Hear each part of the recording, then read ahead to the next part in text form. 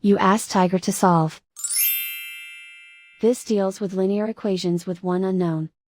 The final result is x equals 25. Let's solve it step by step. Group all constants on the right side of the equation. Add 1 to both sides. Simplify the arithmetic.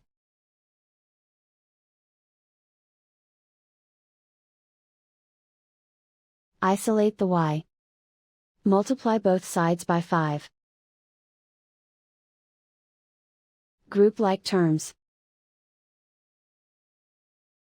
Multiply the coefficients. Simplify the fraction. Simplify the arithmetic.